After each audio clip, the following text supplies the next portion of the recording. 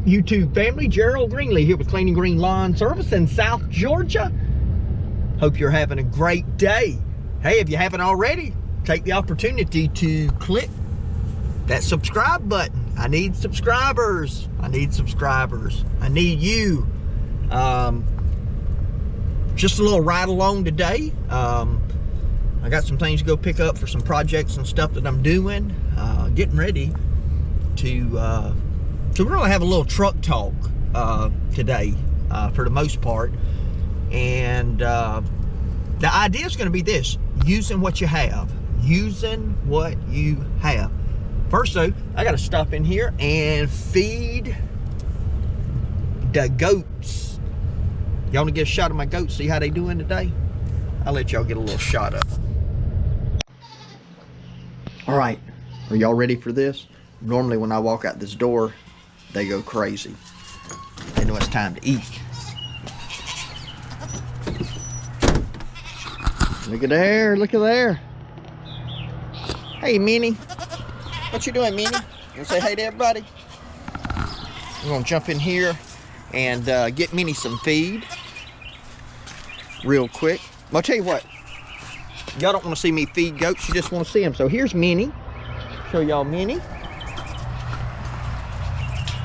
Black one, Wilson. That's Wilson. Wilson's my little, he's our young little Billy. And there's Billy. What an appropriate name for a goat, Billy. And there's Winnie. Hey, Winnie. I think Winnie might be pregnant. Wilson's trying to tear the fence down. I've had to put a strap around the bottom, put a pallet in there where they can't hit the edge, along with this pole, stiffen up that pole because they tear up everything. Uh-oh, we got a fight going.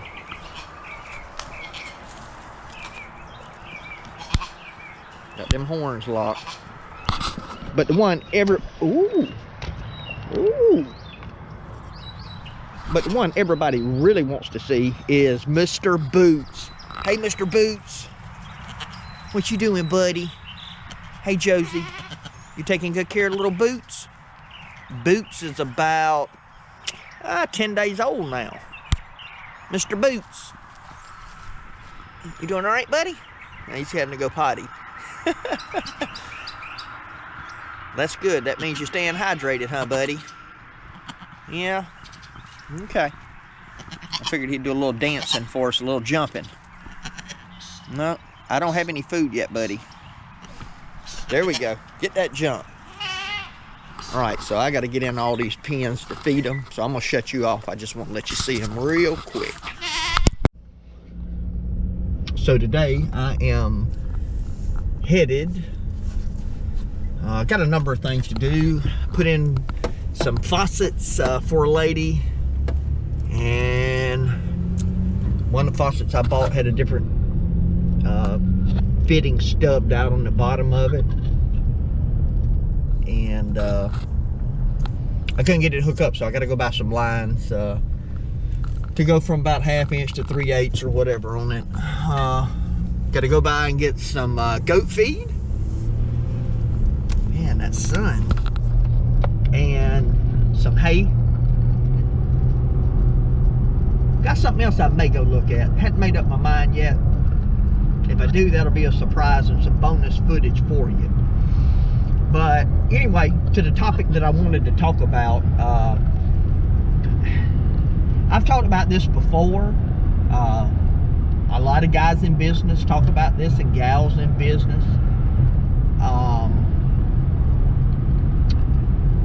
I put up a video.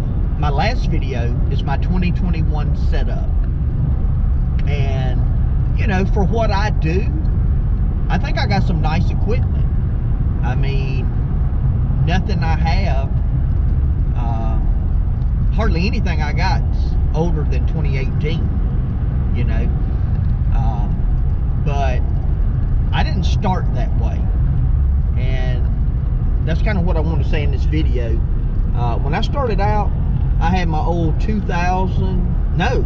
1995 F-150.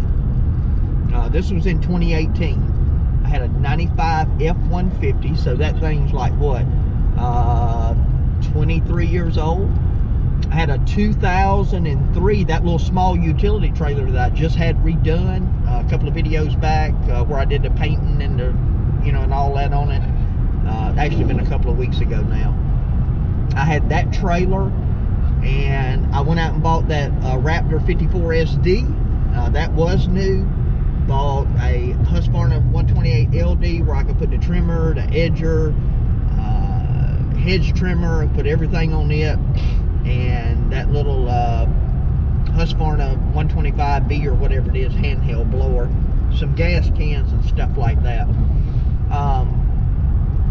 You know, if you're starting out, you use what you got. And I know a lot of people right now are doing trailer setups, and you know, there's a temptation when you look at these nice rigs that people in most cases have worked years to be able to get there, especially somebody that starts out full time. You just don't have normally the capital to go out and buy all of this new stuff. It takes a lot of time. Now if you're like me and you do it on the side, you got a good job that more than pays your bills, and you got expendable income that you can just throw into the company whether it makes any money or not, that's a whole different ball game. But a lot of people are not in that situation. So start with what you got. I mean, if you got to push more, and you know, whatever you got, use it. If you got a vehicle that gets you from point A to point B, use it. To be honest, the reason I bought this truck was I had my 95 F-150, and I had my little 07 Nissan Sentra, and the Sentra didn't have any air conditioning in it, and it was a car I got back from my daughter. She bought another one, you know, yada yada yada yada. I went and bought the truck just to have something nice to drive. Now I intended to use it for lawn care.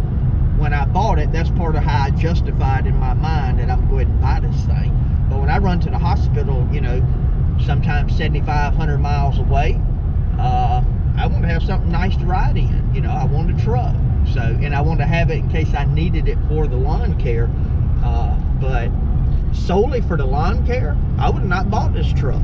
I mean, because again, what I had was working, you know. So it's all about being wise financially, you know, and buying what you can afford, you know, and again, you know, I'm preaching to the choir for the most part. Most everybody knows this. I guess, you know, there's just a risk. I made a video a couple of weeks back about, you know, not getting sucked into social media and what people have, and trying to be like them and all of that. Be who you are. Use what you got. Use the resources that you have. Now, does there come a time you need to upgrade? Yes, absolutely. Whatever that means for you, whether it's new or whether it's new to you. Is there a time when you need to go from, if you got a residential mower to a commercial mower? Probably so. If you got residential equipment, is there a time you need to upgrade to something more durable? Probably so, right?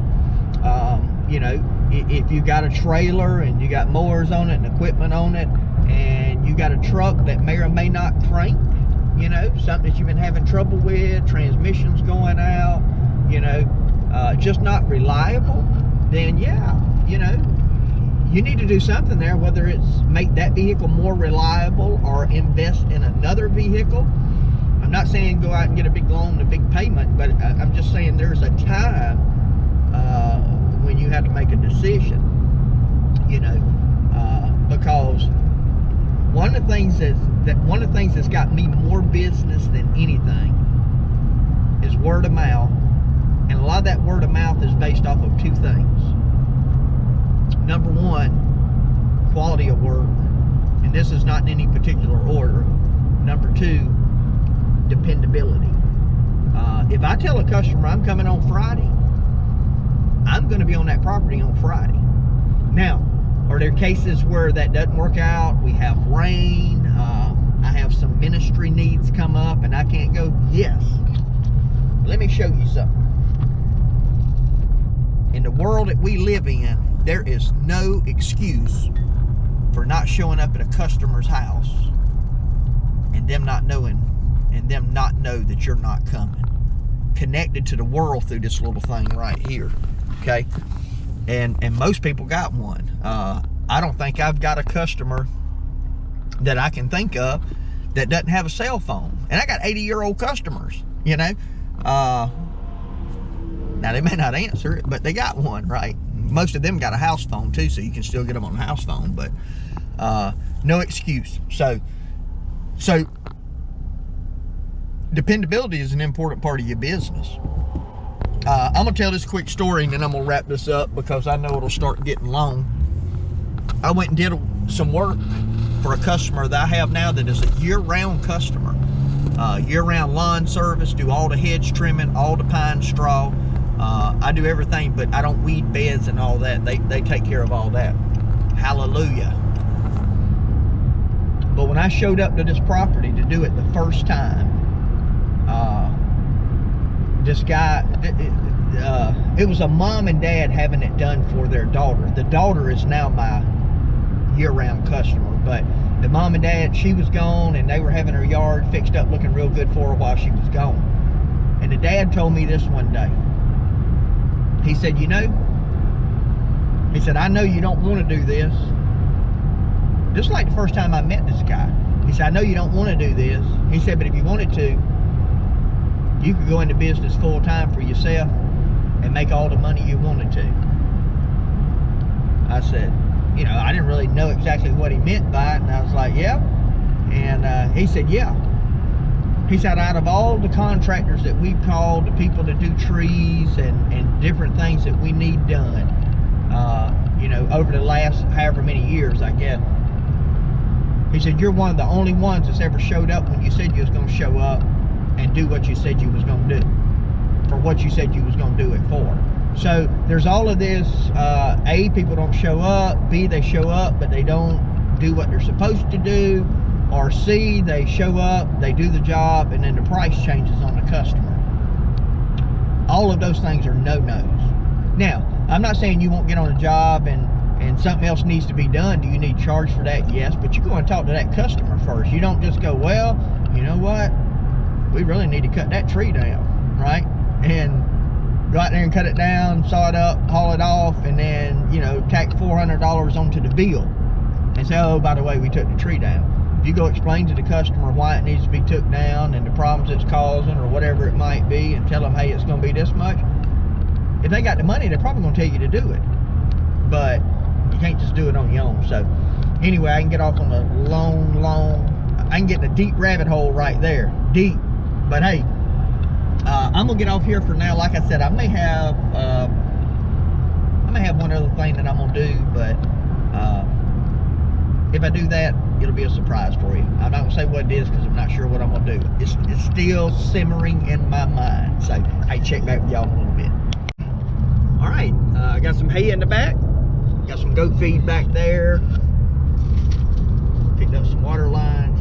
Dang, I was gonna run by and install these. I probably should go ahead and actually turn around and go take care of that. Let me get off here just a second. Nah, I'll just go drop the hay off. Then I'll go do it. That's fine. Be a few miles out of the way, but I'm gonna do it that way. Anyway, the surprise that I had, I didn't do it. I'll tell you what it was though. I found a 2005 Chevy Silverado, 4-door, 4-wheel drive. Got a lot of miles on it, but I was thinking about buying it,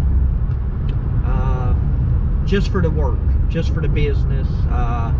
You know, something a little bigger where when I need to pull mulch or haul mulch or dump trailer or something like that. Not no serious heavy hauling, you know, not no 20,000 pounds of something, but, you know, and I need to drag around 10,000 pounds, something that's too much work for, from a little Nissan Frontier that I might buy that and do it. And I've been kind of going, it's been sitting there a couple of days. This place where it's at, usually a vehicle doesn't stay there long. I mean, you have to kind of, if you want it, you have to kind of jump on it. And so I don't know. I just, I talked myself out of it. Now what'll happen is if I go back by there, say tomorrow, and it's gone, it's been sold, I'll be like, man, I should have bought that thing, right? But anyway, I don't know. I just decided not to. It's a nice looking truck, especially for an 05. It looks really good, really good. So anyway, I didn't do it. So that's kind of a wrap on this episode. Man, doesn't that sound high-tech or important or something? Episode. But seriously, hey, I appreciate y'all tuning in today. Just leave you with this word of encouragement. Work with what you got. Take whatever you got and use it.